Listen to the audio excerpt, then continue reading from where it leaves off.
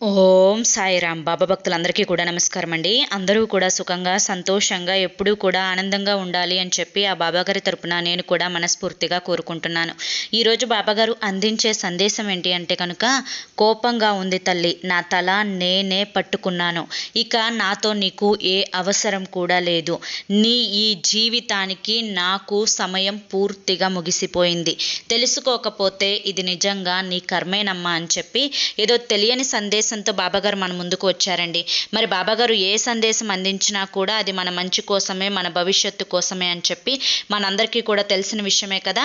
కాబట్టి వీడియోని ఎక్కడా కూడా స్కిప్ చేయకుండా చివరి వరకు చూడండి. వీడియోలోకి వెళ్లే ముందు చాలామంది కూడా చెప్పుకోలేనటువంటి సమస్యలతోటి సతమతమైపోతూ వాటిని ఎలా తీర్చుకోవాలో తెలియక ఇబ్బంది పడిపోతూ ఉంటున్నారు. అటువంటి వారి కోసం శ్రీ షిరిడి సాయిబాబా ఆశీస్సులతో జ్యోతిష్యం చెప్పబడును గురూజీ శివరామరాజు గారు. Phone number 9959422552. మీరు ఇప్పటి వరకు ఎన్నో చోట్ల జ్యోతిష్యం చెప్పించుకొని మీరు ఆశించిన మార్పులు మీ జీవితాలలో జరగలేదని చెప్పి బాధపడి ఉంటారు. కానీ ఇక్కడ అస్సలు అలా జరగదండి. మీ సమస్యలు ఏవైతే ఉన్నాయో, ప్రేమ, పెళ్లి, ఉద్యోగం, రాజకీయం, సంతానం లేక ఇబ్బంది పడుతున్నా, భార్యాభర్తల మధ్య గొడవలున్నా, అప్పుల సమస్యలున్నా, శత్రువుల సమస్యలున్నా అవేంటో గురువుగారికి వివరించి చెప్పినట్లయితే వాటికి తగిన పూజలు చేసి గురువుగారు మీకు రోజులలోనే పరిష్కారాన్ని చూపిస్తారు. గురువుగారు చెప్పింది చెప్పినట్లు 100కు 100% జరిగి తీరుతుంది. నమ్మకంతో స్క్రీన్ మీద కనిపిస్తున్నటువంటి నెంబర్కి కాంటాక్ట్ అవ్వండి. భార్యాభర్తల మధ్య వశీకరణ, స్త్రీ మరియు పురుషుల మధ్య వశీకరణ 100% జరపబడును.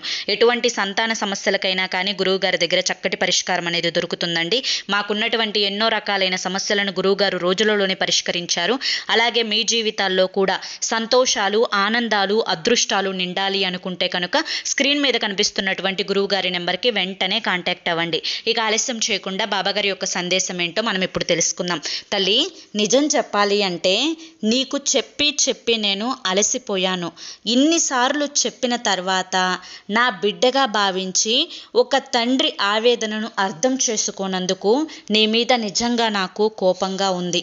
నా తల నిజంగా నేనే పట్టుకుంటున్నా. ఎందుకు అంటే కనుక పదే పదే నీకు చెప్పి నేను విసిగిపోతున్నాను తల్లి. ఎందుకు అంటే నీకు చెప్పే అంత ఓపిక కూడా నాకు ఇకపై ఉండదు. ఎందుకంటే ఎప్పటికైనా కానీ నీ జీవితంతో నాకున్నటువంటి సమయం అనేది పూర్తిగా ముగిసిపోతుంది. అప్పుడు నువ్వు తీరా నేను పట్టుకున్నట్లుగా నీ తల నువ్వు పట్టుకొని బాధపడినా కూడా ఎటువంటి ఉపయోగం అనేది ఉండక చాలా వరకు కూడా నష్టపోవాల్సి వస్తుంది. బిడ్డ, ఎప్పుడైనా కానీ ఈ జీవితం చాలా చిన్నది, ఏది శాశ్వతం కాదు. ఈ యొక్క జీవితంలో నువ్వు ఏదైనా కానీ ఇష్టంగా, ప్రేమగా, సంతోషంగా చూసుకోవాల్సింది నిన్ను నువ్వు మాత్రమే. దానిని మించి ఇక నీకు ఏది కూడా అవసరం లేదు. ఎందుకు ఈ మాట చెప్తున్నాను అంటే కనుక, నువ్వు నీ గురించి తప్ప ఇక మిగతా అన్ని విషయాల మీద శ్రద్ధను చూపిస్తున్నావు. నీ ఆరోగ్యంపై పట్ల అందరి ఆరోగ్యాల గురించి ఆలోచిస్తున్నావు. నీ బాగోగులు తప్ప అందరి బాగోగులు సమయానికి చూస్తూ ఉన్నావు. అందరివి చూసుకో, తప్పు లేదు. కానీ నిన్ను నువ్వు ఎందుకు ఇలా కుదించేసుకుంటున్నావు? ఎందుకు ఇంత మనసుని చిత్రవద చేసుకొని బాధపడుతున్నావు? ఎందుకు నిన్ను పట్టించుకోని వారి గురించి ఆలోచనలతోటి నీ యొక్క సమయాన్ని వృధా చేసుకుంటున్నావు? ఏది ఏమైనప్పటికీ కూడాను ఇది నీ వారు గురించి ఆలోచించుకునే ఆలోచన అయినప్పటికీ కూడాను ముమ్మాటికి అది తప్పే. ఎందుకు ఇన్నిసార్లు తప్పు అని చెప్తున్నాను అంటే, మనసు ఒక తెల్లటి కాగితంలాగా ఉంచుకున్న వ్యక్తి, ఎప్పుడూ కూడా మనసుని ప్రశాంతంగా ఉంచుకున్న వ్యక్తి, తన ముఖం అనేది ప్రకాశంగా మెరిసిపోతూ ఉంటుంది. తన పెదవుల మీద చిరునవ్వు అనేది అలా నిలిచిపోతూ ఉంటుంది. తను చేసే పనులలో విజయాన్ని సాధిస్తూ ఉంటారు.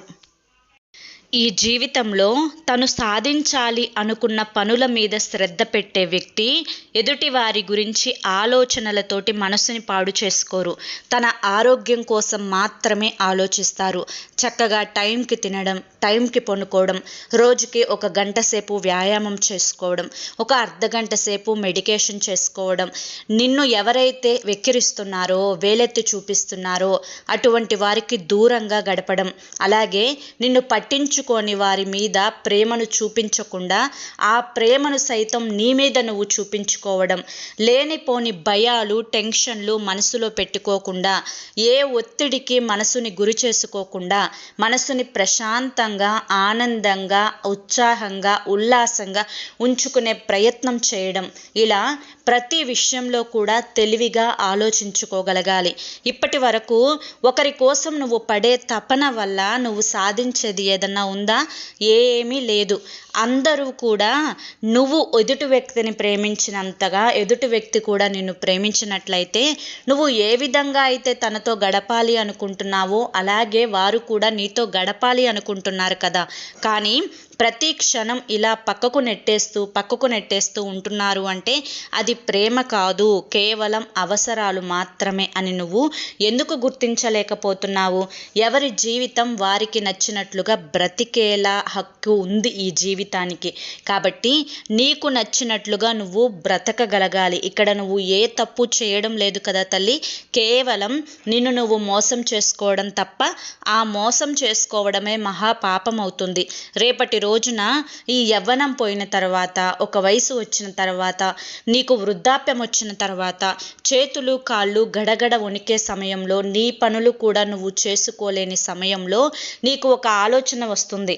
నా యొక్క యవ్వనంలో నా సమయాన్ని వృధా చేసుకున్నాను, ఒక రూపాయిని వెనకేసుకోలేకపోయాను, నన్ను వదిలి వెళ్ళిపోయే వారి కోసం అనవసరంగా ఆలోచించానే, నన్ను నేను జాగ్రత్తగా చూసుకోలేకపోయానే అని చెప్పి ఆ రోజున నువ్వు తలపట్టుకున్నా కానీ ఎటువంటి ఉపయోగం లేదు. ఎందుకంటే అప్పటికే సమయం అంతా కూడా అయిపోతుంది కాబట్టి ముందుగా అసలు జీవితం అంటే ఏంటి అనేది తెలుసుకొని బ్రతుకు. ఇక్కడ మనుషులు శాశ్వతం కాదు, వారితో బంధుత్వం అనేది శాశ్వతం కాదు, పరిచయాలు శాశ్వతం కాదు, సంబంధాలు శాశ్వతం కాదు, నీకు నువ్వే శాశ్వతం కాదు. అటువంటప్పుడు ఎందుకు ఇంత ఆలోచన, ఇంత ఆవేదన? కాస్త మనసుని ప్రశాంతంగా నిమ్మలంగా ఉంచుకొని సమయాన్ని వృధా చేసుకోకుండా ఆనందంగా గడుపు అని చెప్పి ఈరోజు బాబాగారు మనకి చాలా చక్కటి సందేశాన్ని అందించారండి. ఒక తండ్రి స్థానంలో ఉండి బాబాగారు అందించిన ఈ సందేశం మీ అందరికీ కూడా నచ్చింది, అర్థమైంది అని చెప్పి అనుకుంటున్నాను. నచ్చింది, అర్థమైంది అని చెప్పి అనిపిస్తే ఈ వీడియోకి ఒక లైక్ ఇవ్వండి. కింద కామెంట్ సెక్షన్లో ఓం సాయిరామ్ అని చెప్పి టైప్ చేయండి. మొదటిసారి మన సాయి పిలుపు ఛానల్కి వచ్చినట్లయితే మన ఛానల్ని సబ్స్క్రైబ్ చేసుకొని సపోర్ట్ చేయండి. మరి రేపు మరొక మంచి వీడియోతోటి మళ్ళీ కలుసుకుందాం. అంతవరకు కూడా బాబాగారి యొక్క ఆశీస్సులు మీ మీద, మీ కుటుంబ సభ్యుల మీద ఎల్లకాలం ఉండాలి అని చెప్పి మనస్ఫూర్తిగా కోరుకుంటూ సర్వేజన సుఖినో భవంతు. అలాగే మీరు ఎటువంటి సమస్యలతోటి బాధపడుతున్నా కానీ, చివరి ప్రయత్నం అయినా కానీ స్క్రీన్ మీద కనిపిస్తున్నటువంటి గురువుగారి నెంబర్కి తప్పకుండా కాంటాక్ట్ అవ్వండి. మీ సమస్యలు ఏవైనా కానీ గురువుగారు మీకు రోజులలోనే పరిష్కారాన్ని చూపిస్తారు. సమస్యల నుంచి బయటపడి జీవితంలో ఆనందంగా ముందడుగు వేయండి. జై సాయిరామ్.